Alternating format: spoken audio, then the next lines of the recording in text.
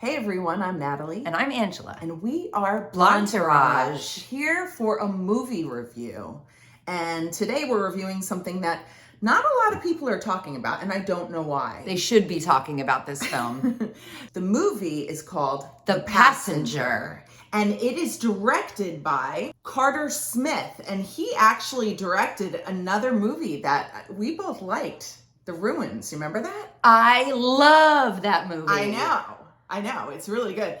I know he's... I want to see it again now. Yeah, it's so... We need to start doing throwbacks. Yeah, we really should. Maybe we'll start doing that next week. I don't think there are a lot of new movies coming out in the next couple of weeks, so... If you have any suggestions for throwbacks, put them in the comments. Yeah. Oh, and you know what we're doing too now? We're telling people in the beginning of our videos to like and subscribe if you're enjoying our content. Yes. So just want to put that out there. So this is going to be a spoiler review because there's just so much to talk about, so much good stuff to talk about, and you can't not talk about it without kind of spoiling the movie. So anyway, go see the movie and then come back and watch our review. The story is a man is forced to face his fears and confront his troubled past. He must find a way to survive when his coworker snaps and goes on a violent killing spree. So Natalie told me to go into this blind, not reading anything about it, not watching the trailer, so I did just that. And in the first 10 to 15 minutes of the film, wow, it punches you in the gut. Mm-hmm. You can't even be prepared for it. So we're suggesting to all of you, if you don't know about this movie, don't read anything about it. Don't even watch our review right now. Come back later, like Natalie said. But you need to go into it blind. Yes. Because it's much more impactful, in my opinion. You know, before we do the spoilers, let's talk about kind of the themes of the movie. And a lot of the themes are about grief and childhood trauma, and how that impacts you later in life.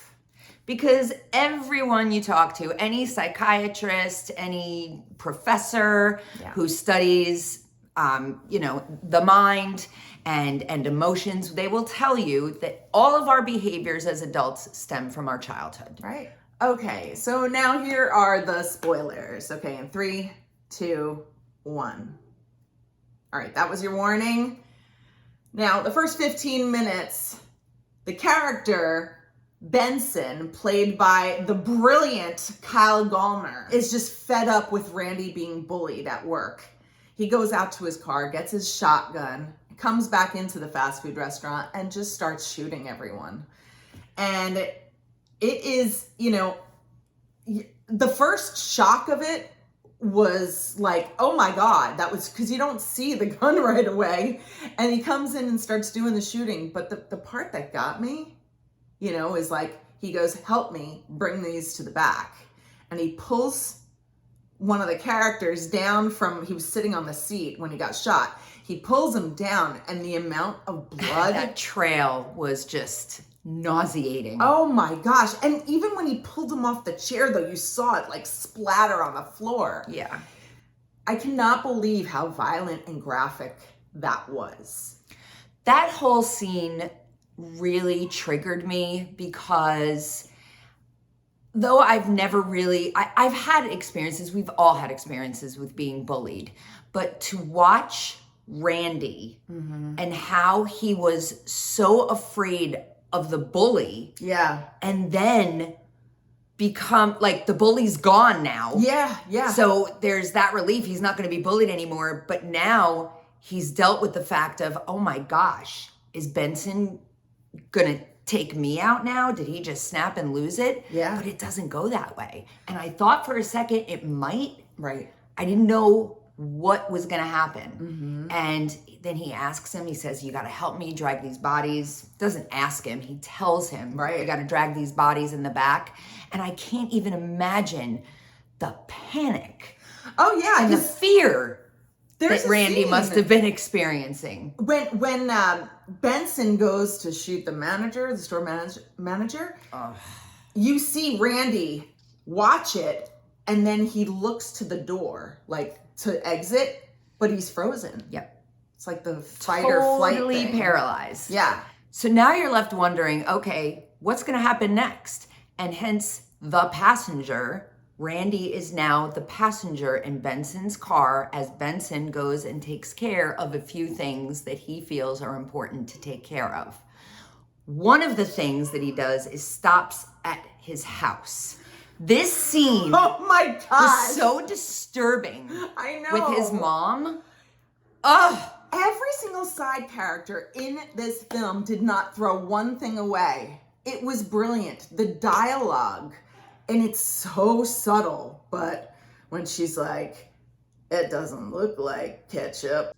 I am amazed by every single character in this.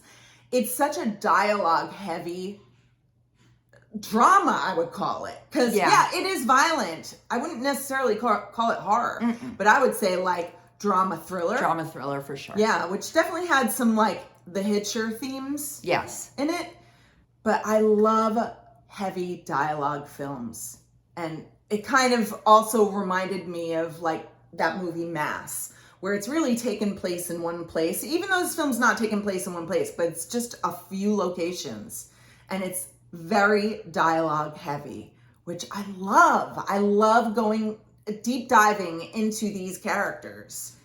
And you find out some very personal things, horrible things that are not spelled out for you. Well, at least for the character Benson. Yes. It's not spoon-fed to you, but you kind of know. Well, let's talk about that part. Okay. Now, you find out that Randy has done something to kind of mess him up. Mm-hmm. When you find out, it's very upsetting. And when I used to be a teacher, I remember situations that some kids did that was totally by accident, but did cause harm or grief on either, mostly it was to other students, but it's a real thing. This one was elevated to like the worst of the worst thing that could possibly happen. But when Benson tells Randy that he wants him to go and address it with the teacher that he did this horrible thing to,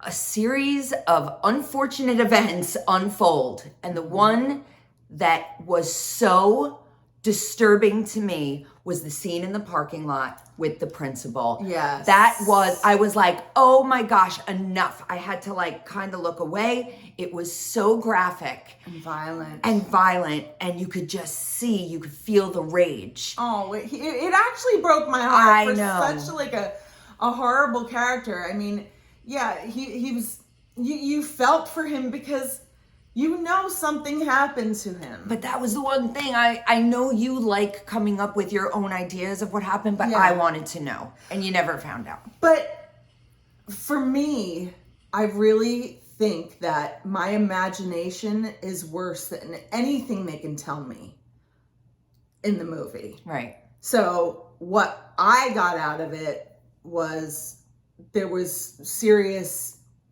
Actually, inappropriate. I don't think we could say it on here, but I won't say inappropriate behavior. Yeah. On a minor. Right.